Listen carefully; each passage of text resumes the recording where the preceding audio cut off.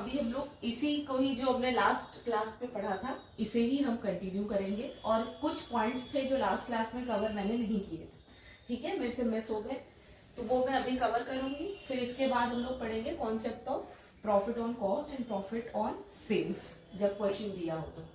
अच्छा, सबसे पहला पॉइंट कि trading and profit and loss account मैंने बताया था प्रॉफिटेबिलिटी बताता है, ठीक है। जो फाइनेंशियल स्टेटमेंट में trading and profit and loss account की जब बात होती है दैट मीन्स कि वो हम इनकम स्टेटमेंट की बात कर रहे हैं। अगर कोई तुमसे कहे कि इनकम स्टेटमेंट क्या होता है, तो वो होता है trading account plus profit and loss account, ठीक है। इसको हम लोग इनकम स्टेटमेंट इसलिए बोलते हैं क्योंकि ऑब्वियसली ट्रेडिंग और प्रॉफिट एंड लॉस अकाउंट से हमें gross profit and gross loss मिलता है, जो रिजल्टेंट होता है अपने रेवेन्यू माइनस एक्सपेंडिचर का, ठीक है। ट्रेडिंग अकाउंट की जब भी बात होती है तो ट्रेडिंग अकाउंट पे हम फोकस करते हैं डायरेक्ट इनकम और डायरेक्ट एक्सपेंडिचर पे। सबसे ज्यादा फोकस होता है डायरेक्ट एक्सपेंडिचर, डायरेक्ट इनकम पे। जब प्रॉफिट एंड लॉस की बात होती है तो प्रॉफिट एंड लॉस अकाउंट को हम लोग इनडायरेक्ट इनकम और इनडायरेक्ट एक्सपेंस शो करते हैं, ठीक है। प्रॉफिट एंड लॉस अकाउंट भी आज ही कवर करने की कोशिश करते हैं। ट्रेडिंग अकाउंट बेसिकली जब भी बनाना तो फोकस रखना कि तुम्हारा ट्रेडिंग कंसर्न है या फिर मैन्युफैक्चरिंग कंसर्न है, तो ये पर्टिकुलर 4 चीजें हैं इधर और ये चीजें 2 चीजें इधर हैं जो इंपॉर्टेंट होती हैं। सब में एक एक पॉइंट इंपॉर्टेंट है। सबसे मेजर पॉइंट इंपॉर्टेंट होता है डायरेक्ट एक्सपेंस का, क्योंकि इसी में 90% गलतियां हो जाती हैं कि हम लोग ने प्रॉफिट एंड लॉस अकाउंट के कोई खर्चे को यहाँ पे दिखा दिया, यही एक गड़बड़ हो जाती है। तो the main line of distinction यहाँ पे और यहाँ पे आप कौन सा एक्सपेंस डालोगे, तो मेन चीज है आप फैक्ट्री से रिलेटेड जितने खर्चे होते हैं या फिर आपने गुड्स को जो प्लेस ऑफ बिजनेस तक लाने में जितने खर्चे हुए वो यहाँ पे अकाउंट फॉर होंगे लॉजिकली, और उसके अलावा जितने भी खर्चे होंगे वो सब प्रॉफिट एंड लॉस अकाउंट में जाएंगे, ठीक है। तो ये पॉइंट नोट कर लेना कि ये होता है इनकम स्टेटमेंट, ठीक।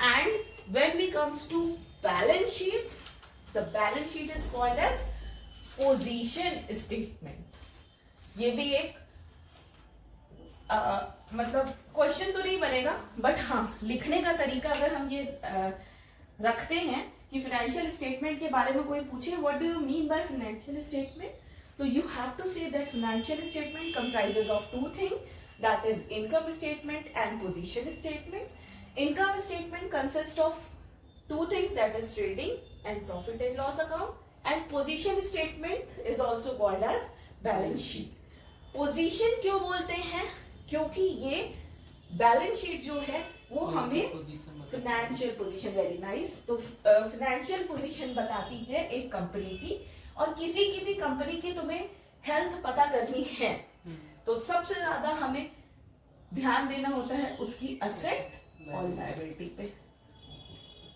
तो बैलेंस शीट फाइनेंशियल पोजीशन बताती है, that is the position of asset and liability, इसीलिए उसको पोजीशन स्टेटमेंट बोलते हैं।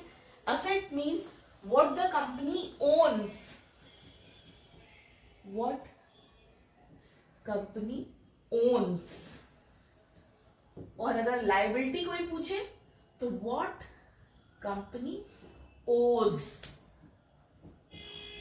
ये दोनों में लाइन ऑफ डिफरेंस होता है, ठीक है।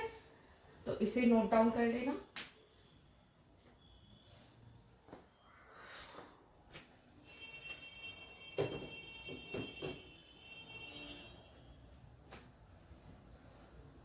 ठीक है, तो हमने ये नोट डाउन कर लिया ओज और ओन।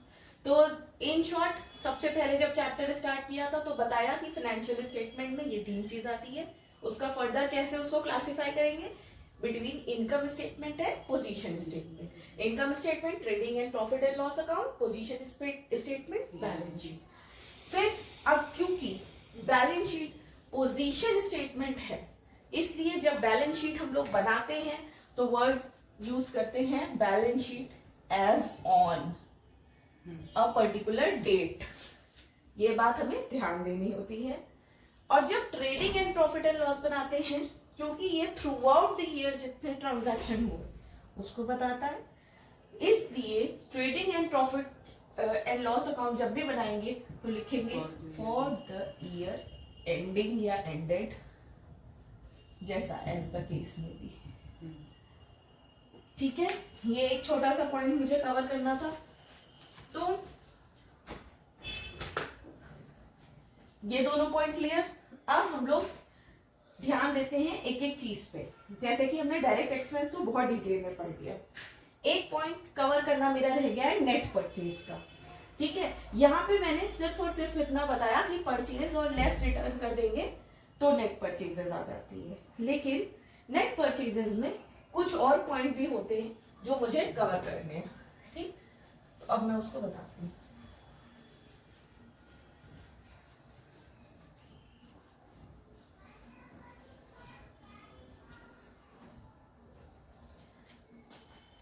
अच्छा, ये बात तो दिमाग में क्लियर है कि यहाँ पे नेट परचेजेस ही हम लिखते हैं आउटर कॉलम में। ठीक है, कभी भी जब भी क्वेश्चन करना तो परचेज का अमाउंट देख के डायरेक्ट परचेज नहीं लिखेगा, बिकॉज हमेशा ऐसा होता है कि क्वेश्चन में आगे जाके कहीं छोटा सा पॉइंट दिया रहता है रिटर्न्स का, या 2-3 पॉइंट्स और दिए रहते हैं जो हमें यहाँ कंसिडर करने हैं बिफोर राइटिंग डाउन दी नेट परचेजेस। तो हमेशा अमाउंट इनर कॉलम में लिखना, और अगर यहाँ पे कोई निल अमाउंट है तो लिख के 0 कर देना, दैट्स इट, और फिर वो अमाउंट बाहर लिख देना। लेकिन make it a habit when you are writing down the purchases, then purchases should be written in the inner column, क्योंकि वो हमेशा ग्रॉस परचेजेस होती है। ठीक है, इफ एडजस्टेड परचेजेस गिवन, तो हमने एडजस्टेड परचेज का फॉर्मूला देखा था कि opening stock add net purchase less closing stock. तो हम एडजस्टेड में ओपनिंग क्लोजिंग कुछ नहीं दिखाएंगे और ना तो नेट परचेज दिखाएंगे, यहाँ पे सीधे लिख देंगे एडजस्टेड परचेज। ठीक है, तो परचेज में एक पॉइंट था एडजस्टेड परचेज का। ये एडजस्टेड परचेज का क्वेश्चन आता है तो हमें ओपनिंग स्टॉक, क्लोजिंग स्टॉक और नेट परचेज दिखाने की जरूरत नहीं है, यहीं पे ही डायरेक्ट नेट परचेज दिखा देंगे। दूसरा पॉइंट जो इसमें आता है वो ये कि नेट परचेज में हम लोग कुछ और चीजें लेस करते हैं। एक तो रिटर्न्स करते ही करते हैं, एक हम लोग करते हैं goods used for personal use, या तो good taken for personal use, इसको हम लोग बोलते हैं ड्रॉइंग्स। और याद रखना मैं गुड्स की बात कर रही हूँ, ठीक है, गुड्स की। गुड्स क्या होता है? जिसमें वो कंपनी काम कर रही है, जिसमें the company is dealing in. ठीक है, तो लेस रिटर्न्स करते हैं, लेस ड्रॉइंग्स करते हैं। ठीक है, तो ये एक पॉइंट याद रखना कि ड्रॉइंग्स, क्योंकि हम गुड्स की ड्रॉइंग कर रहे हैं तो वो रिटर्न के साथ ये भी लेस होती है। और फिर नेक्स्ट चीज जो ड्रॉइंग जो लेस होती है परचेजेस में से, वो होती है गुड्स और गुड्स डोनेटेड या फिर चैरिटी। गुड्स को तुमने बांट दिया, डोनेशन कर दिया, चैरिटी कर दी। ठीक है, तो ये भी तुम्हारे लिए एक तरीके से परचेज में से माइनस होता है। हमारी एंट्री ही होती थी drawings account debit to purchase. ठीक है, हम परचेज को कम करते थे, तो इसी तरीके से ये सारी एंट्री लेस होती है। ऐसे ही तीसरा होता है goods given as free sample.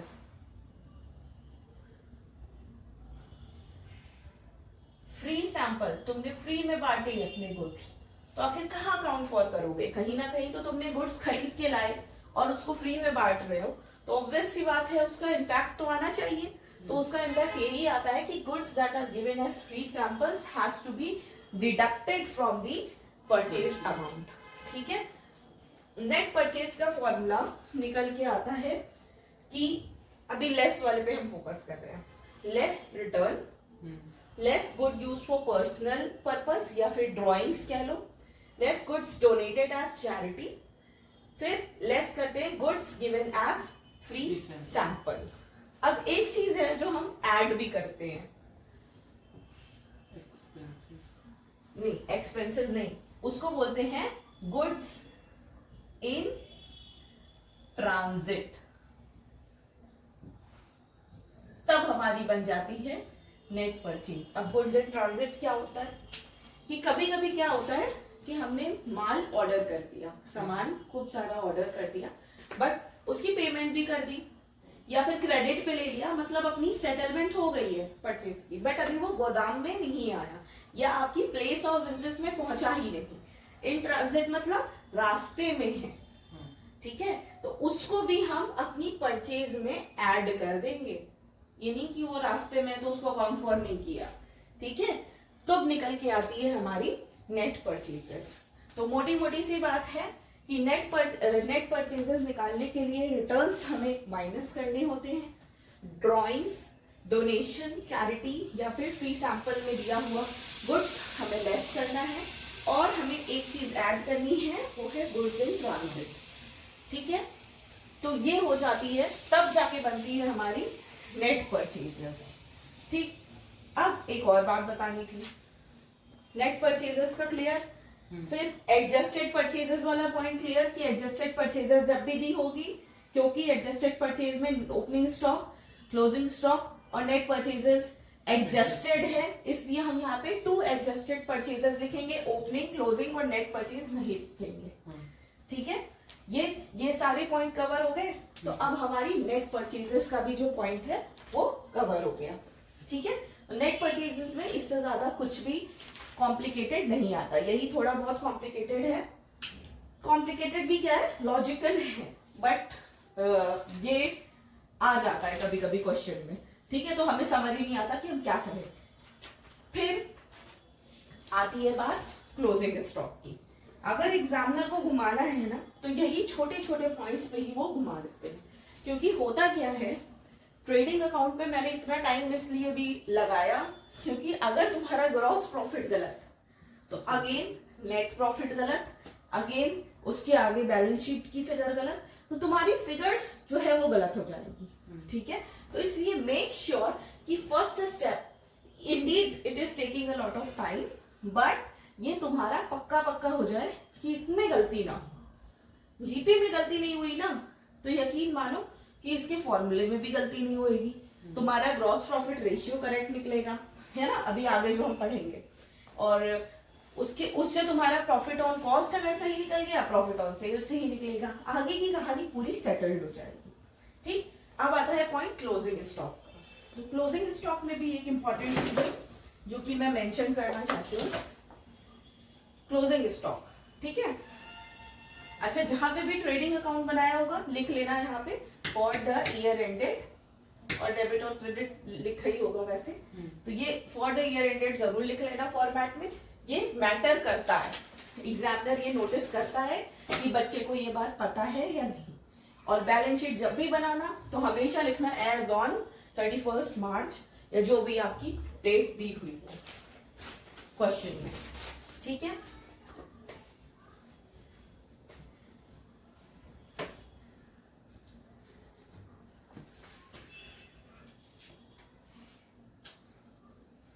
अब स्टार्ट करते हैं अपना क्लोजिंग स्टॉक वाला पॉइंट। बहुत छोटा सा पॉइंट है जो हमने एक बेसिक, हमने वो प्रिंसिपल्स वाले चैप्टर जब पढ़े थे तो हमने एक प्रिंसिपल ऑफ कंजर्वेटिज्म पढ़ा था,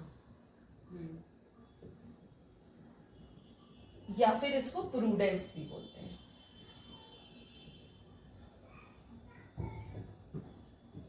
जैसे कि ये इसका मैंने लिखवाया भी था कि account for all possible losses but do not account any gain. ये कहते हैं फायदे को मत वो करो, रिकॉर्ड करो, बट लॉस को जरूर हमें ध्यान पे रखना चाहिए, ठीक है। ये प्रूडेंस सबसे ज्यादा इस्तेमाल किया है लोगों ने अपने घरों में कोरोना टाइम में, ठीक है। सब लोगों ने प्रिंसिपल ऑफ प्रूडेंस लगाया, सैनिटाइजर मिले ना मिले, वो मास्क मिले ना मिले, ठीक है। तो पॉसिबल लॉसेस के बारे में सोचते हुए कि अरे मेरे घर में किसी को कोविड हो गया तो कहीं पे सैनिटाइजर नहीं मिला, तो लोगों ने स्टॉक करना स्टार्ट कर दिया, ठीक है। तो ये उनका प्रूडेंस था, ठीक है। ऐसे ही खाने का सामान लोगों में अफवाह उड़ गई कि अरे यार अब वो सप्लाई खत्म हो जाएगी, सब्जियां कम आएंगी, तो आटा दाल चावल की, लोग बीमारी का सुनते ही क्या करने लगे थे, अपने घर में राशन भरने लगे थे। तो उन्होंने क्या किया था, लॉस को अकाउंट फॉर किया था। ये नहीं सोचा कि हो सकता है कोई फायदा भी हो उस बीमारी से, कुछ निकल के कोई गेन भी हो, बट उन्होंने लॉस के लिए अकाउंट फॉर करते हुए सारी चीजें स्टॉक करना चाहिए। ये ऐसे ही बिजनेसमैन भी करते हैं। बिजनेसमैन क्या करते हैं, जब भी किसी लॉस के बारे में सोचते हैं तो वो पहले से ही उसके लिए एक प्रोविजन बना के चलते हैं, ठीक है, जैसे प्रोविजन फॉर डेप्रिसिएशन। ठीक ऐसे ही प्रूडेंस के बारे में हम लोग पढ़ रहे हैं, तो ये बात याद रखो कि जब क्लोजिंग स्टॉक की बारी आती है तो क्लोजिंग स्टॉक क्या होता है कि क्लोजिंग स्टॉक हमेशा कॉस्ट या फिर एनआरवी, एनआरवी मतलब net realisable value, whichever is less, हमेशा इस पे वैल्यू होता है स्टॉक। कोई तुमसे पूछे कभी भी लाइफ में कि स्टॉक वैल्यूएशन में एक अलग से चैप्टर भी होता है स्टॉक वैल्यूएशन का, तो स्टॉक वैल्यूएशन में अगर कोई भी पूछे कि क्लोजिंग स्टॉक को हम क्यों कॉस्ट और NRV whichever is less इस पे क्यों लिखते हैं, हाँ, एनआरवी या cost which ever is less, जो कम होती है हम उसको लिखते हैं, क्योंकि हम अपने लॉस को देखते हुए चलते हैं। हम फायदे की बात नहीं सोचते हैं कि ज्यादा करके दिखाएंगे ना अगर क्लोजिंग स्टॉक को, तो हमारी इनकम साइड ज्यादा दिखेगी, credit all income and gain, है ना, ट्रेडिंग अकाउंट भी नॉमिनल को फॉलो करता है, तो हमें वो ज्यादा दिखेगी, बट हमें क्या करना है, हमें तो कम से कम दिखाना है, ठीक है। तो इसीलिए which ever is less, WEL लिखा है मैंने शॉर्टकट में, इसको डिटेल में लिख लेना कि ड्यू टू प्रूडेंस कॉन्सेप्ट या फिर principle of conservatism, closing stock is valued at cost और NRV whichever is less. For example closing stock की कॉस्ट भी दी है क्वेश्चन में 1 लाख और एनआरवी दी है 50,000, तो यहाँ पे कंफ्यूजन आ जाता है कि क्या क्लोजिंग स्टॉक का अमाउंट लिखेंगे, तो क्या लिखना चाहिए हमें 50,000, ठीक है, that is less in comparison to the cost. तो ये पॉइंट एक नोट कर लो।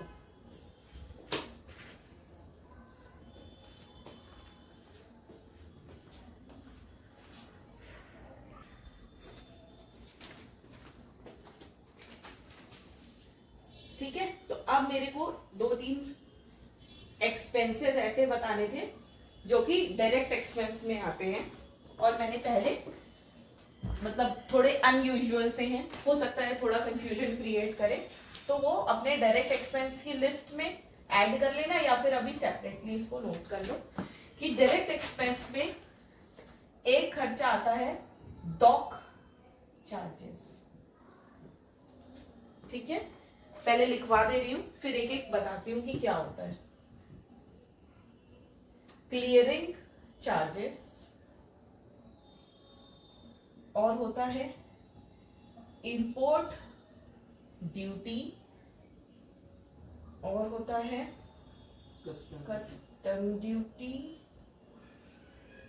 और एक होता है रॉयल्टी। अब इसका ज्यादा डिटेल्स मैं सब पे नहीं घुसूंगी, बस मैं एक मोटा मोटा ओवरव्यू दे देती हूँ कि ये एक्सपोर्ट इंपोर्ट जब हम लोग करते हैं, बिजनेस एक्सपोर्ट इंपोर्ट वाला काम करते हैं, तो हमें कुछ चीजें शिपिंग करनी होती, बाहर से सामान आ रहा है, फॉरेन से गुड्स आ रहे हैं, तो हमें कुछ चार्जेस पे करने होते हैं। अगर शिप से आया है तो डॉक चार्जेस पे करने होते हैं, या फिर क्लियरिंग चार्जेस पे करने होते हैं। इंपोर्ट करोगे तो ऑब्वियसली इंपोर्ट ड्यूटी भी लगेगी, तो मैंने कस्टम ड्यूटी लगेगी और रॉयल्टी पे करेंगे, ठीक है। तो ये सब चीजें वहां पे काउंट होती है जहां पे डायरेक्ट एक्सपेंस लिखा हो, ठीक है, इससे कंफ्यूज नहीं होना। ये सब हम लोग पे करते हैं परचेस के टाइम पे, और मैंने बताया था कि ट्रेडिंग अकाउंट में परचेस से रिलेटेड जितना भी खर्चा होगा, प्लेस ऑफ बिजनेस तक गुड्स को लाने में जितना भी खर्चा हुआ, वो सब डायरेक्ट एक्सपेंस में आता है। ये सब थोड़े से ऐसे टर्म्स हैं जो कंफ्यूज कर देते हैं कि लगेगा कि कहीं P&L में तो नहीं जाएंगे, तो इसलिए इसको मैंने सेपरेटली लिखवा दिया है कि ये तुम्हारे डायरेक्ट एक्सपेंस हैं, तो इसीलिए इसको P&L में हम नहीं डालेंगे, इसको as a direct expense treat करेंगे। ठीक है। अच्छा, इसी का ऑपोजिट मैं देखूं तो एक्सपोर्ट ड्यूटी, वो सेल से रिलेटेड है, तो वो कहां जानी चाहिए, वो P&L में जाएगी। ठीक है। या फिर any expenses paid in with regard to sales, वो सब P&L का पार्ट हो जाता है। ब्रोकरेज, कमीशन, ठीक है, ये सब जितनी भी, हाँ, जितनी भी चीज होती है जो हम गुड्स को बेचने के लिए अपने एक्सपेंस पे कर रहे हैं, any expenses that is made for the selling of the goods is to be treated and transferred to profit and loss account। ठीक है। अब एक छोटा सा पॉइंट और जो कि मुझे ट्रेडिंग अकाउंट में ही बताना था कि ट्रेडिंग अकाउंट में ग्रॉस प्रॉफिट ही कैरी फॉरवर्ड या ग्रॉस लॉस ही कैरी फॉरवर्ड होता है। ठीक है। ये हम लोग जब इसको कंटिन्यूएशन में बनाते हैं प्रॉफिट एंड लॉस अकाउंट। ठीक है। प्रॉफिट एंड लॉस अकाउंट इसका कंटिन्यूएशन होता है और इसी प्रॉफिट को हम लोग यहाँ पे ब्रॉट डाउन कर देते हैं, या फिर अगर लॉस है तो प्रॉफिट एंड लॉस के डेबिट साइड। ठीक है। ये ब्रॉट डाउन हो जाता है, ये ब्रॉट डाउन हो जाता है। ठीक। तो हमेशा प्रॉफिट एंड लॉस अकाउंट अभी आज जब हम बनाएंगे तो उसमें सबसे पहला स्टेप यही होता है कि हमें मेजर मिस्टेक, सबसे ज्यादा बच्चों में मिस्टेक यही होती है, ग्रॉस प्रॉफिट ग्रॉस लॉस निकाल लेते हैं लेकिन बहुत मतलब जल्दी जल्दी क्वेश्चन करना है, इतना ज्यादा हड़बड़ी होती है क्वेश्चन को करने की, ये वो profit and loss account draw करते हैं, एक्सपेंसेस ड्रॉ कर देते हैं, सब कुछ कर देते हैं और यहाँ पे इनडायरेक्ट इनकम वगैरह लिखते हैं। वो यही लिखना भूल जाते हैं कि ये भैया ये ब्रॉट डाउन भी करना है। ये बहुत कॉमन मिस्टेक है। जब खुद करोगे तो तुम्हें रियलाइज होगा कि हाँ भाई ये मिस्टेक ऐसी है जो मोस्टली स्टूडेंट्स लोग करते हैं। ठीक है। तो मेक इट अ पॉइंट कि जब भी हम लोग ग्रॉस प्रॉफिट या ग्रॉस लॉस निकालेंगे तो तुरंत P&L ड्रॉ करना और उसको पहला स्टेप मेक श्योर कि उसको ब्रॉट डाउन कर देना। ठीक है। तो ये पॉइंट मुझे कवर करना था। अब इसके बाद हम लोग दूसरा पॉइंट अपना कवर करते हैं।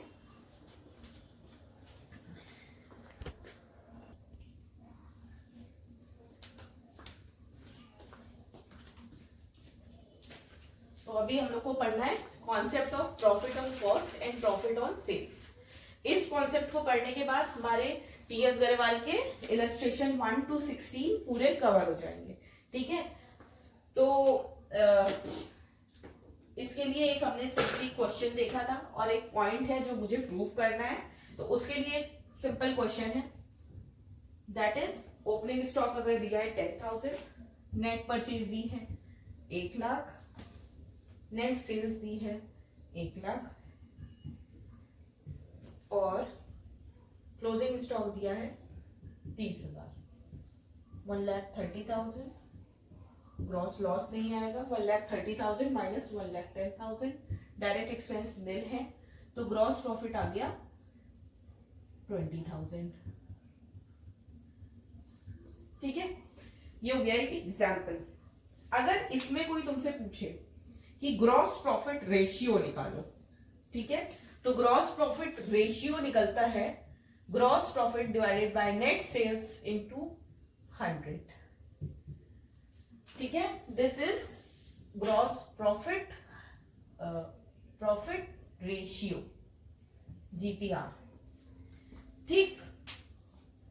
अब ग्रॉस प्रॉफिट यहां पे कितना आया 20,000, नेट सेल्स कितनी है 1 लाख इंटू 100 तो 20,000 डिवाइडेड बाय 1 लाख इंटू 100 तो ये कितना हो गया 1 बाय तो 1/5 हो गया, या फिर कह लो 20%। ठीक है, तो अभी हमने देखा कि 1/5 ऑन ये क्या है, नेट सेल्स पे है। ठीक है, तो 1/5 ऑन सेल है। अगर यही मैं पूछूं, या तो क्वेश्चन में दिया रहता है कभी कभी प्रॉफिट ऑन कॉस्ट। ठीक है, अभी हमने प्रॉफिट ऑन सेल्स निकाला। ठीक है, कुछ याद करने वाली बात नहीं है। जब भी हम कोई भी फॉर्मूला, रेशियो में एक सिंपल सी ट्रिक है, जब कोई भी फॉर्मूला, ठीक है, ऐसा होता है जैसे रिटर्न ऑन कैपिटल एम्प्लॉयड। ठीक है, तो ये तुम्हारा न्यूमरेटर, ये डिनोमिनेटर। तो डिनोमिनेटर के ऊपर होता है तुम्हारा जो भी चीज ऑन दी होती है। ये जब भी रेशियो पढ़ना, इस चीज को याद रखना, तो बहुत इजीली सारे रेशियो याद हो जाते हैं, क्योंकि n नंबर ऑफ रेशियोज होते हैं जो हमें याद करने होते हैं।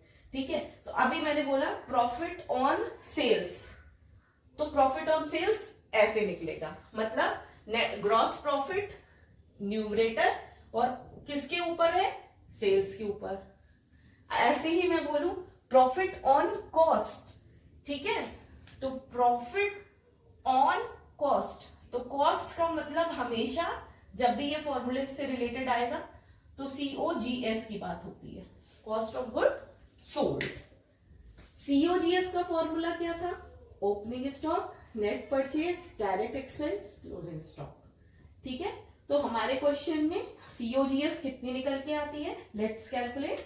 Opening stock at purchase less closing stock, 1,10,000 minus 30,000, that is 80,000। ठीक है, 80K निकल के आ गई COGS। अब कोई पूछे कि प्रॉफिट ऑन कॉस्ट 1/5 है, तो प्रॉफिट ऑन सेल्स 1/5 है, तो प्रॉफिट ऑन कॉस्ट कितना होगा। ठीक है, चलो कैलकुलेट कर लेते हैं। ग्रॉस प्रॉफिट कितना, 20K डिवाइडेड बाय 80K, 1/4। 1/4 को हम क्या लिख सकते हैं, 25%। ठीक है, अब एक बात समझ में आई, ये बहुत इंपॉर्टेंट कॉन्सेप्ट है और थ्रू आउट दी अकाउंटेंसी ये फर्म रहेगा, ये चेंज कभी भी नहीं होगा। जब भी, मैंने बहुत बड़ा स्टेटमेंट कोट कर दिया कि जब भी प्रॉफिट ऑन कॉस्ट 1/4 रहेगा, तब प्रॉफिट ऑन सेल 1/5 रहेगा। ठीक है, तो क्वेश्चन में अगर प्रॉफिट ऑन कॉस्ट दिया है और तुम्हें कोई मिसिंग फिगर निकालनी है, तो तुरंत कॉस्ट नहीं दी है, सेल्स दी है, तो हम लोग उसको कन्वर्ट कर लेंगे प्रॉफिट ऑन सेल। ठीक है, क्योंकि सेल्स में हमेशा denominator is more than what that is given in the cost, क्योंकि cost plus profit is equal to sale. Cost में हमेशा प्रॉफिट ऐड करते हैं तभी सेल निकल के आती है। अगर कॉस्ट 4 रुपए है, 1 रुपए ऐड करेंगे तभी हमारी 5 रुपए की सेल होगी। करेक्ट, तो इसी लॉजिक से जितने भी क्वेश्चन हैं, जितने भी trading profit and loss account तुम बनाना, तो ये चीज कोशिश करना कि ये प्रूफ करके देख लो कि हमेशा 1/4 ऑन कॉस्ट अगर है तो 1/5 ऑन सेल होगा। और अगर इसका एग्जांपल लेना चाहूं तो 1/6 ऑन कॉस्ट होगा, तो 1/7 ऑन सेल होगा। हमेशा सेल्स का बढ़ के होएगा। ठीक है, और कभी कभी एक चीज और बतानी थी कि कभी कभी क्वेश्चन में दिया होता है 33.1/3। ठीक है, तो ये यहाँ चाहे जो भी दिया हो इसको भूल जाना, जो 1/3 ऑन कॉस्ट या ऑन प्रॉफिट जैसा क्वेश्चन हो वैसा कर लेंगे। ठीक है, तो ये कॉन्सेप्ट होता है प्रॉफिट ऑन कॉस्ट और प्रॉफिट ऑन सेल। इससे रिलेटेड हमारा है एक क्वेश्चन जो बुक का क्वेश्चन है, वो वाला देख लेंगे, इलस्ट्रेशन। इनफैक्ट इलस्ट्रेशन 14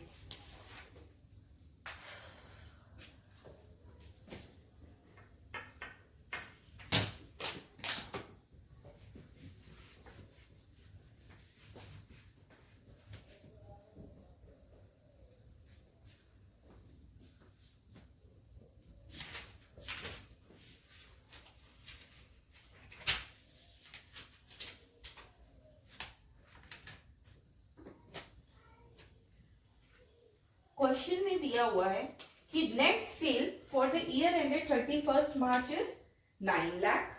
ठीक है, नेट सेल दी हुई है 9 लाख,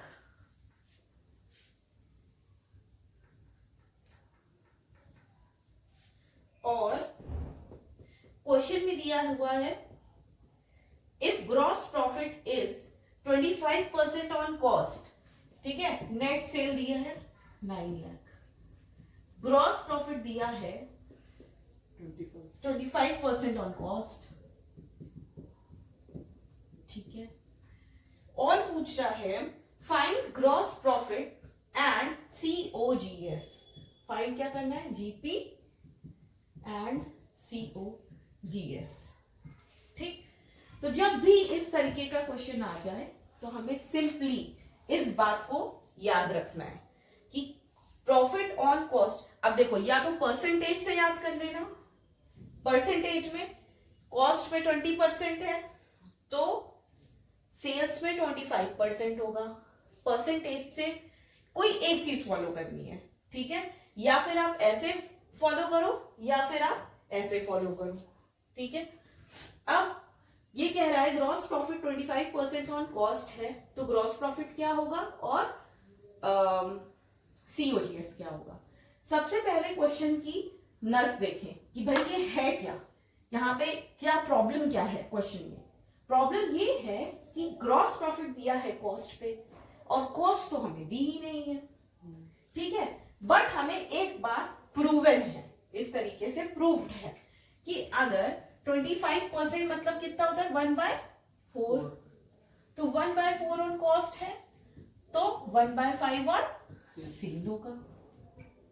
ठीक, सेल तो दी हुई है, सेल तो दी हुई है, तो सीधी सी बात है ग्रॉस प्रॉफिट अब हम निकाल लेते हैं ऑन सेल, कितना 1/5, तो 9 लाख इंटू 1/5।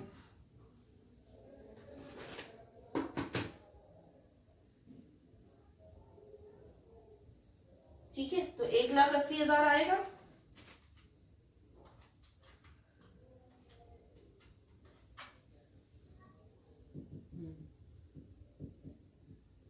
एक 1,80,000 क्या हो गया, ग्रॉस प्रॉफिट हो गया। अब देखो मिसिंग फिगर में डायरेक्ट एक्सपेंस दिया नहीं है, 1,80,000 आ गया ग्रॉस प्रॉफिट। ठीक है, तो एक चीज तो निकल के आ गई। अब COGS में ये सब कुछ इंक्लूडेड होता है, opening stock, purchase, direct expense, less closing stock. ठीक है, तो अब इन सब की जगह हम लोग यहाँ पे COGS लिख सकते हैं यहाँ पे। तो पहले COGS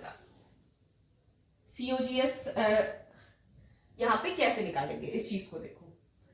अब ये जो प्रॉफिट है 1,80,000, ये क्या रिप्रेजेंट कर रहा है, 1/4 ऑफ कॉस्ट, यही रिप्रेजेंट कर रहा है। पहले तो सेल्स निकल गई, हमें पता चल गया इसका 1/5 पोर्शन ग्रॉस प्रॉफिट है और 1/4 पोर्शन कॉस्ट है। मतलब इस ग्रॉस प्रॉफिट के दो पार्ट, एक 1/4 एक 1/5। जो 1/5 है वो सेल्स का पोर्शन है और जो 1/4 है वो कॉस्ट का पोर्शन है।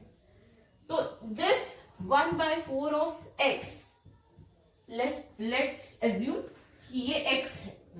ठीक है, कॉस्ट अगर x है तो 1/4 of x is equal to 1,80,000।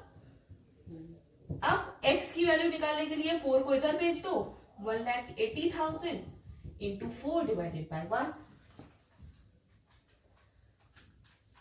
That is 7,20,000। तो हमारी कॉस्ट निकल के आ गई, COGS निकल के आ गई 7,20,000। ठीक है, अब इसको फॉर्मूले में चाहो तो फॉर्मूले में लिख लो, नेट सेल्स माइनस जीपी। बिल्कुल ठीक है, इस तरीके से लिख लो, चाहे ऐसे लिख लो, बहुत तरीके करने के। ठीक है, 100 लेके भी इस क्वेश्चन को सॉल्व किया जा सकता है। तो ऑल डिपेंड ऑन यू कि ये हम लोग कौन सा ऑप्शन चूज करना चाहते हैं। कि अगर सेल्स को 100 ले लेंगे तो 100 माइनस 25 करेंगे, तो वो भी एक तरीका है करने का, लेकिन जो बेस्ट वे है वो मुझे ये लगता है, क्योंकि ये कभी भी धोखा नहीं देगा। चाहे जिस तरीके का क्वेश्चन आए ये हमेशा फॉलो करना, ये देखना कि प्रॉफिट ऑन कॉस्ट है या प्रॉफिट ऑन सेल्स है, और जरूर तुम्हें उसकी ऑपोजिट चीज दी होगी। जैसे इस क्वेश्चन में प्रॉफिट ऑन कॉस्ट दिया है और दिया कॉस्ट तो है ही नहीं, क्योंकि वो दे देगा तो फिर तो क्वेश्चन हलवा पूरी है। तो इसका जस्ट ऑपोजिट चीज दी है, दैट इज नेट सेल्स। ठीक है, तो इस तरीके से क्वेश्चन हमारे इलस्ट्रेशन 16 तक कवर करेंगे।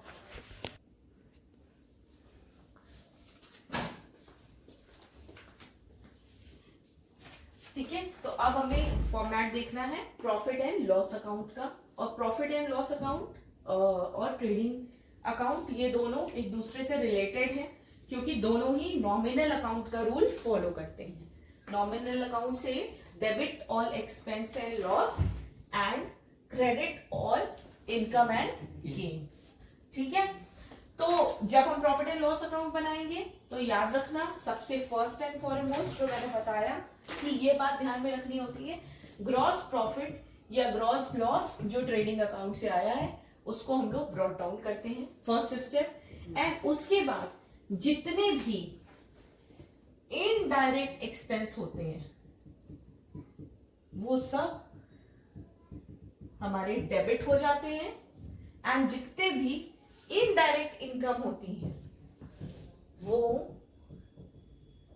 क्रेडिट हो जाती है। ठीक है, तो अब मैं एक लिस्ट दे रही हूं, इसमें मैंने मोटा मोटा ड्रॉ किया है कि हम लोग इनडायरेक्ट एक्सपेंस को 3 हेडिंग में पढ़ेंगे, that is office expense, selling and distribution and miscellaneous expense. And indirect income को हम लोग यहाँ पे लिख के रख दिया है, मैंने सारे लिख दिए हैं, लेकिन हाँ एक्सपेंसेस यहाँ पे सारे नहीं लिख पाई, यहाँ पे स्पेस की प्रॉब्लम है, तो मैं ओरली बताती हूँ कि किस तरीके के खर्चे। हमने सबसे पहले ट्रेडिंग अकाउंट में पढ़ा था वेजेस एंड सैलरीज, यहाँ पे हम करते हैं सैलरीज एंड वेजेस। ठीक है, जब भी सैलरी वर्ड पहले दिया हो, वेजेस भले ही साथ में लिखी है, तो इस वेजेस वर्ड को हम इग्नोर कर देंगे। ठीक है, और उसको कंसिडर करेंगे एज अ सैलरी, क्योंकि सैलरी पहले लिखा है तो उसको ऑफिस का खर्चा मानेंगे। ठीक है, ऑफिस से रिलेटेड जितने भी खर्चे और ऑफिस से रिलेटेड जितने भी तुम्हारी इनकम और जिससे गुड्स सोल्ड करना वो आता है ट्रेडिंग अकाउंट में। सेल करने के अलावा जितने भी चीजों से हमें पैसा मिल रहा है, रिसीव हो रहा है, वो हमारा इनडायरेक्ट है इनकम, तो वो सब यहाँ पे आता है। ठीक है, एंड जितने भी ऑफिशियल खर्चे होते हैं वो सारे डेबिट होते हैं। तो first will do salaries and wages, then rent paid, फिर स्टेशनरी, प्रिंटिंग एंड स्टेशनरी। ठीक है, पोस्टेज एंड लाइटिंग भी ऑफिस एक्सपेंस होता है। Insurance premium, insurance premium star mark कर लेना, क्योंकि it is a confusing thing, इसलिए इंश्योरेंस प्रीमियम को भी एक तरीके से हम इनडायरेक्ट एक्सपेंस ही मानते हैं। फिर टेलीफोन लगा हुआ है तो टेलीफोन चार्जेस या फिर mobile bill related to office work. Then legal charge, अगर हमने कोई लॉयर या कोई लीगल एक्टिविटी करी है, कोई पेपर बनवाए, stamp paper, something related to legal formalities, उसके लिए जो चार्ज पे करते हैं लीगल चार्जेस, वो भी ऑफिस का एक्सपेंस है। ऑडिट फीस भी इसी में आता है। ऑडिट फीस क्या होती है? जो एक चार्टर्ड अकाउंटेंट को जब आप अपने बुक्स ऑफ अकाउंट वेरिफिकेशन के लिए देते हो, ठीक है, तो उनका एक अमाउंट होता है जो वो चार्ज करते हैं ऑडिट करने के लिए, that is called as audit fees. Then travel expenditure, travel ऐसे वैसे नहीं, any travel related to business, ये नहीं कि पर्सनल ट्रैवल एक्सपेंसेस के बिल इसमें चला दिए, ठीक है। तो travel expenses related to business. Establishment expenses, जो एस्टैब्लिशमेंट खरीदी है या रेंट पे ली है उसको मेंटेन करने का खर्चा, वो होता है एस्टैब्लिशमेंट एक्सपेंसेस। जनरल एक्सपेंसेस, चाय मंगा ली, ऑफिस में थोड़ा नाश्ता मंगा लिया, कोई क्लाइंट आया है तो उसके लिए थोड़ा सा रिफ्रेशमेंट हो गई, कोई भी ऐसे खर्चे जो ऊपर के हेडिंग्स में नहीं आते वो होते हैं जनरल एक्सपेंस। दूसरी हमारी कैटेगरी होती है selling and distribution expense. As I told you earlier कि ऑफ ट्रेडिंग में हमेशा परचेज से रिलेटेड खर्चा जाता है और P&L में हमेशा सेलिंग से रिलेटेड खर्चा जाएगा।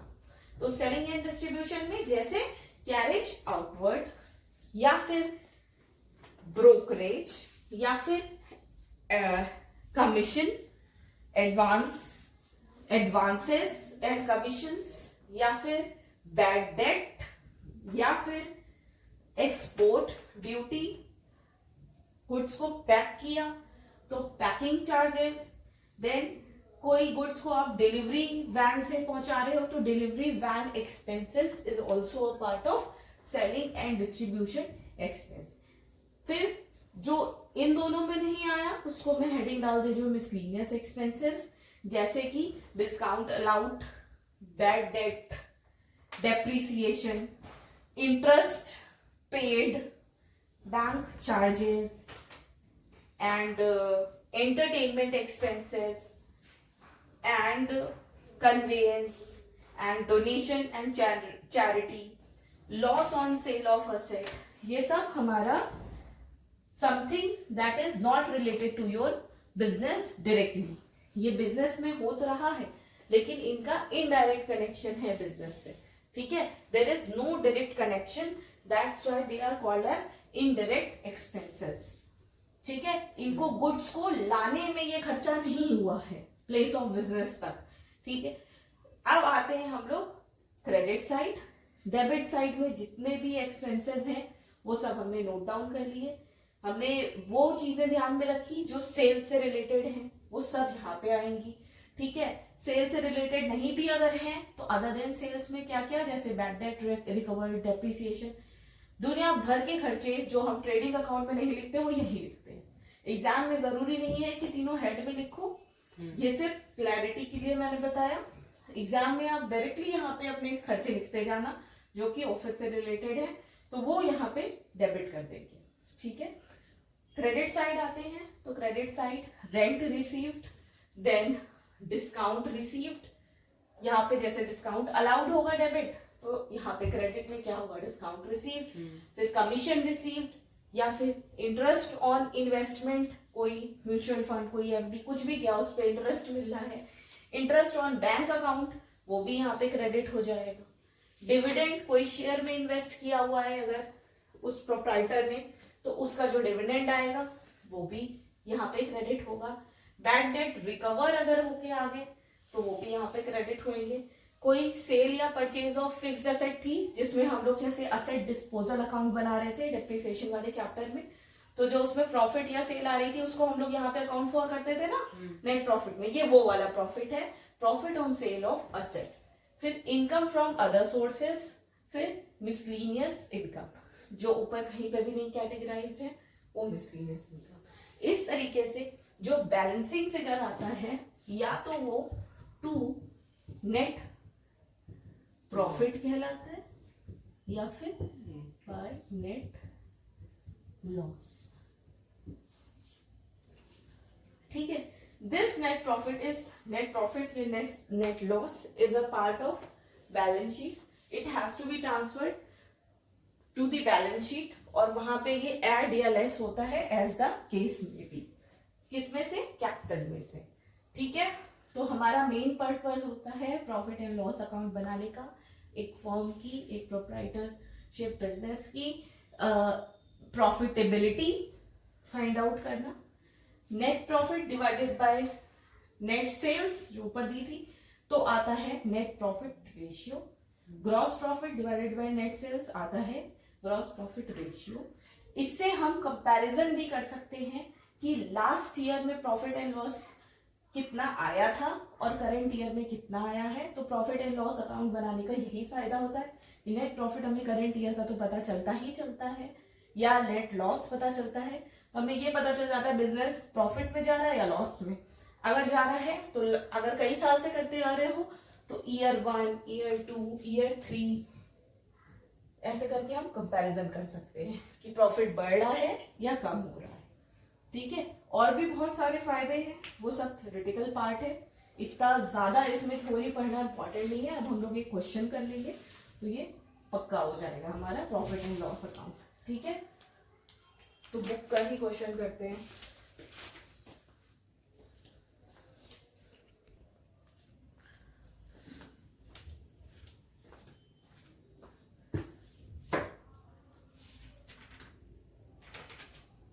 So after doing illustration 17, we will come to know that what is the net profit of the company and the net profit has to be transferred to capital account. ठीक है, illustration 17 कर लेना, simple सा question. So उसमें आपको पता चल जाएगा what has to be debited and what has to be credited. और एक चीज पॉइंट नोट करने वाली बात है कि जब भी क्वेश्चन में दिया हो कि मतलब जर्नल एंट्री पास करनी है या फिर क्लोजिंग एंट्रीज पास करनी है, तभी हम लोग को क्लोजिंग एंट्रीज पास करनी होगी, otherwise we will directly switch on to making of trading and profit and loss account. ठीक है, अगर बुक क्वेश्चन में मेंशन है कि पास क्लोजिंग एंट्री, तो फर्स्ट स्टेप होता है कि ट्रायल बैलेंस दिया है तो ट्रायल बैलेंस के बाद क्लोजिंग एंट्रीज बनाना, क्लोजिंग एंट्रीज के बाद ट्रेडिंग बनाना, and then profit and loss account बनाना, एंड देन बैलेंस शीट बनाना। ठीक है, तो ये प्रोसीजर फॉलो करना है as per the requirement of the question, question में क्या चीज रिक्वायर्ड है। ठीक है, अब प्रॉफिट एंड लॉस अकाउंट के साथ ही एक छोटा सा कॉन्सेप्ट और आता है जिसको हम लोग कहते हैं ऑपरेटिंग प्रॉफिट का कॉन्सेप्ट। ठीक है, तो ऑपरेटिंग प्रॉफिट और नेट प्रॉफिट में क्या फर्क है और ऑपरेटिंग प्रॉफिट क्या होता है, ये हमें अभी कवर करना है। ठीक है, तो जब भी प्रॉफिट एंड लॉस हम लोग ड्रॉ करते हैं तो यहाँ पे दो तरीके की एक्टिविटीज हैं, एक ऑपरेटिंग एक्टिविटी, एक नॉन ऑपरेटिंग एक्टिविटी। ठीक है, ऑपरेटिंग एक्टिविटी और नॉट ऑपरेटिंग या नॉन ऑपरेटिंग एक्टिविटी में फर्क क्या होता है। ठीक है, अब लेट सपोज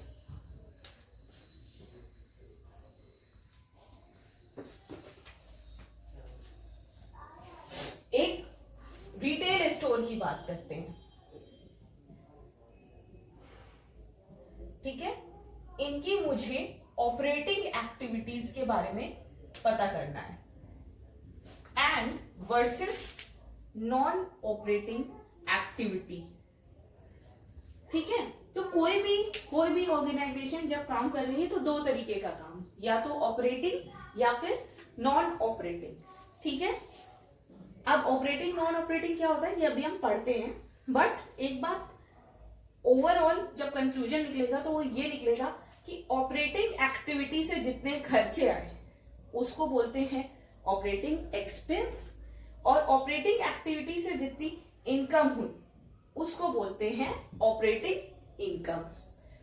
जो अदर देन ऑपरेटिंग खर्चे वो होते हैं नॉन ऑपरेटिंग एक्सपेंस, जो अदर देन ऑपरेटिंग इनकम होती हैं उनको कहते हैं नॉन ऑपरेटिंग इनकम।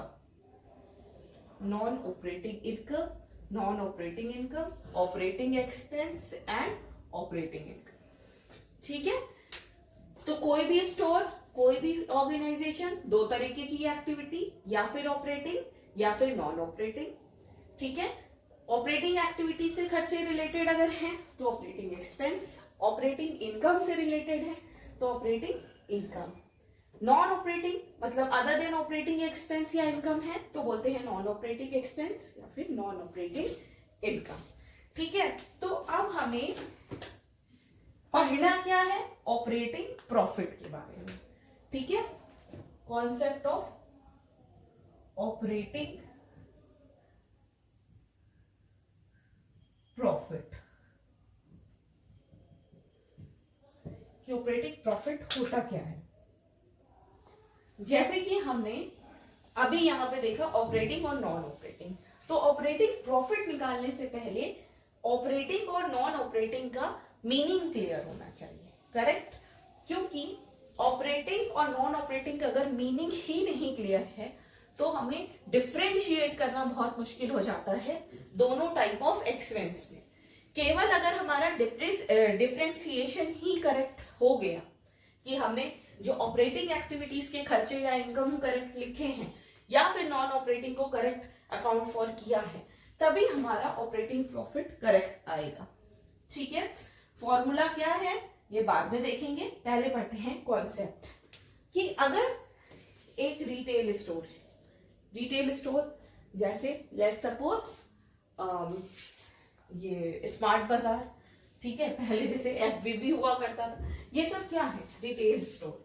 इनका मेन काम क्या है, to buy the goods and then to sell off, right. ये रिटेलर्स का यही तो काम होता है, गुड्स बाय करना एंड सेल ऑफ करना। तो ऐसा खर्चा, ठीक है, जो बाइंग एंड सेलिंग से रिलेटेड हो ऑफ देयर गुड्स, उसको हम कहते हैं ऑपरेटिंग एक्सपेंस। और उसी से रिलेटेड अगर कोई इनकम हो रही है, उसी एक्टिविटी जो वो काम कर रहा है, उसी एक्टिविटी से रिलेटेड अगर उसकी इनकम हो रही है, तो उसको कहते हैं ऑपरेटिंग इनकम। ठीक है, तो ऑपरेटिंग एक्सपेंस क्या हो गए, जो कि जिस चीज का काम हो रहा है, लाइक बाइंग एंड सेलिंग का काम हो रहा है, तो बाइंग एंड सेलिंग से रिलेटेड जितने भी खर्चे, एक्टिविटी क्या हो गई, buying and selling, operating activity हो गई। ठीक है, नॉन ऑपरेटिंग क्या हो गई, जैसे कि बैड डेट हो गए, जैसे कि हमें लॉस हो गया, ठीक है, और बहुत सारी एक्टिविटीज जो कि आपके प्राइमरी एक्टिविटी से, ऑपरेटिंग एक्टिविटी से रिलेटेड नहीं है, उसको बोलते हैं नॉन ऑपरेटिंग एक्टिविटीज। ठीक है, ऑपरेटिंग एक्टिविटीज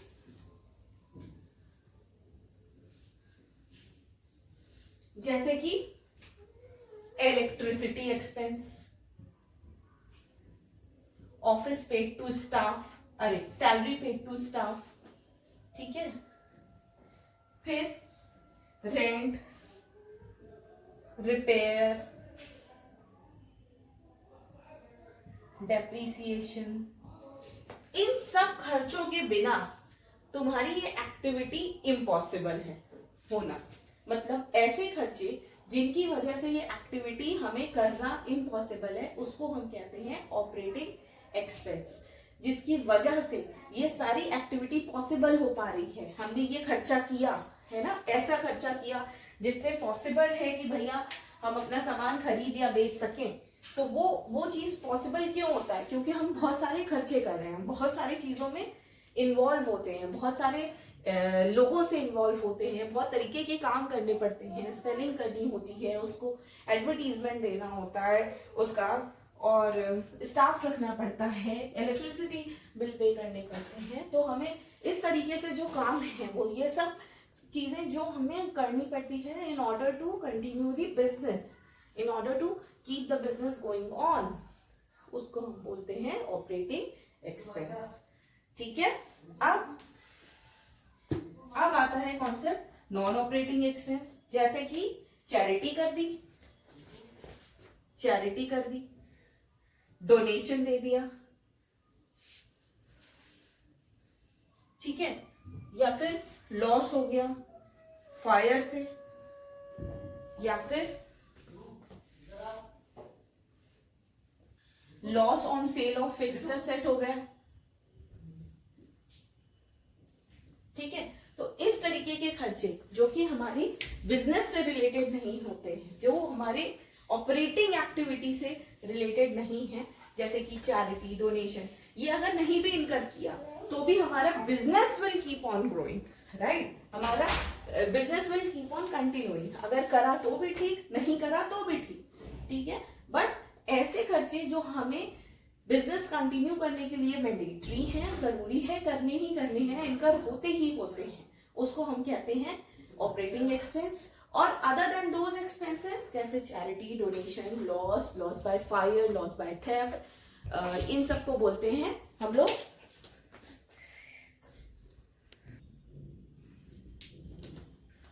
ठीक है। तो ये डोनेशन, चैरिटी, ये सब जो हमने एक्सपेंस किया उससे हमारा ऑपरेशन पे कोई फर्क नहीं पड़ा, ये करो तो ठीक, नहीं करा तो ठीक, तो इनको हम बोलते हैं नॉन ऑपरेटिंग एक्सपेंस। अच्छा, अगेन ये सब हम पढ़ क्यों रहे हैं, क्योंकि हमें ऑपरेटिंग प्रॉफिट निकालना है, तो हमें फर्क पता होना चाहिए ऑपरेटिंग एक्सपेंस पे एंड नॉन ऑपरेटिंग एक्सपेंस में।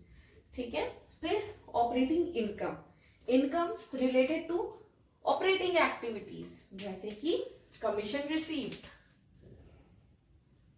डिस्काउंट रिसीव्ड, ठीक है, ऑन सेल ऑफ गुड्स, तो ये सब हमारी ऑपरेटिंग इनकम होती है, ठीक है।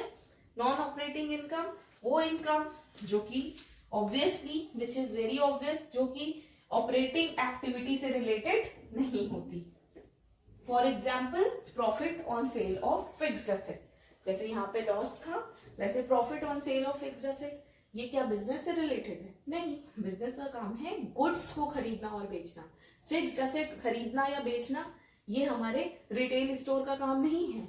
लेकिन अगर इनकी कोई चेयर टूट गई या कोई कबाड़ का सामान है तो वो उसको स्क्रैप करेंगे, तो उसमें प्रॉफिट होगा या लॉस होगा, वो हम लोग नॉन ऑपरेटिंग एक्टिविटी कहलाता है, वो हमें ऑपरेटिंग एक्टिविटी नहीं डिफरेंशिएट करना है, ठीक है। तो first of all try to differentiate between operating activity and non operating activity and consider some examples so as to make very sure कि हम लोग जो डिफरेंशिएट कर रहे हैं ऑपरेटिंग और नॉन ऑपरेटिंग में वो हमें क्लियर है कि नहीं। अगर एक्सपेंसेस क्लियर है तो इनकम भी क्लियर होगी, लाइकवाइज नॉन ऑपरेटिंग एक्सपेंस अगर क्लियर है तो नॉन ऑपरेटिंग इनकम भी क्लियर होगी, करेक्ट। अब कमिंग टू दी पॉइंट, ये जो हमने यहाँ पे जितने भी एक्सपेंस लिखे हैं इनडायरेक्ट एक्सपेंस, ठीक है, ये दो तरीके के ही होंगे और यहाँ पे भी जितनी इनकम लिखी है वो भी दो तरीके की ही होती है।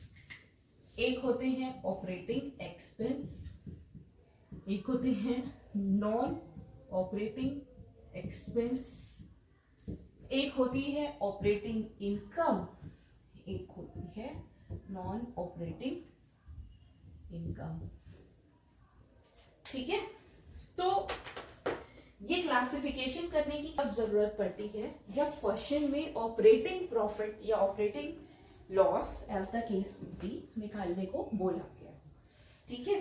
अगर क्वेश्चन ऑपरेटिंग प्रॉफिट या ऑपरेटिंग लॉस का है तो हमें बहुत सिंपल, बहुत ही सिंपल है इसको निकालना। ये हमने ग्रॉस प्रॉफिट यहां से ब्रॉट डाउन किया ट्रेडिंग अकाउंट से, यहां पे लिख देती हूं मैं,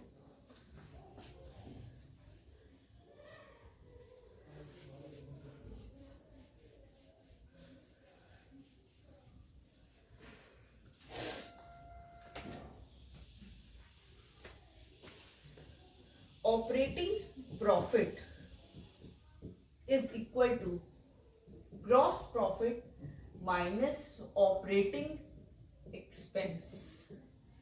जितने भी ग्रॉस प्रॉफिट में से ऑपरेटिंग एक्सपेंस हमने माइनस कर दिया तो क्या निकल के आया? Operating profit. बट फिर अलर्ट, बी अलर्ट, क्योंकि ये हमने क्या निकाला? Operating profit. और मैंने क्या बोला? नेट प्रॉफिट निकालने के लिए हमें ऑपरेटिंग और नॉन ऑपरेटिंग, ऑपरेटिंग और नॉन ऑपरेटिंग एक्सपेंसेस और इनकम दोनों को कंसिडर करना पड़ता है, राइट? तो नेट प्रॉफिट में और ऑपरेटिंग प्रॉफिट में क्या फर्क होता है? ऑपरेटिंग प्रॉफिट में केवल ऑपरेटिंग एक्सपेंस माइनस करते हैं ग्रॉस प्रॉफिट में से, बट नेट प्रॉफिट में operating and non operating expense minus करते हैं नेट प्रॉफिट निकालने के लिए, ठीक है? ऐसे ही हमें इनकम को भी कंसिडर करना है, मतलब इसको मैं इग्नोर नहीं कर रही हूं, इसको भी कंसिडर करके हम नेट प्रॉफिट निकालते हैं, ठीक है?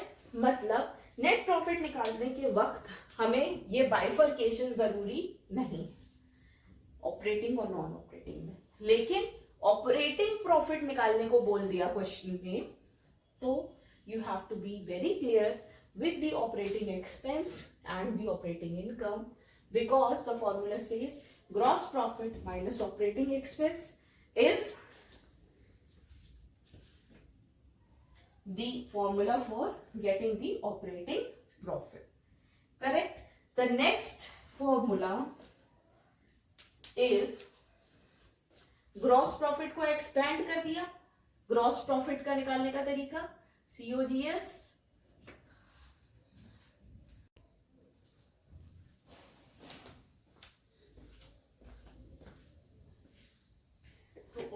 प्रॉफिट को निकालने के लिए मैंने ग्रॉस प्रॉफिट को एक्सपैंड कर दिया।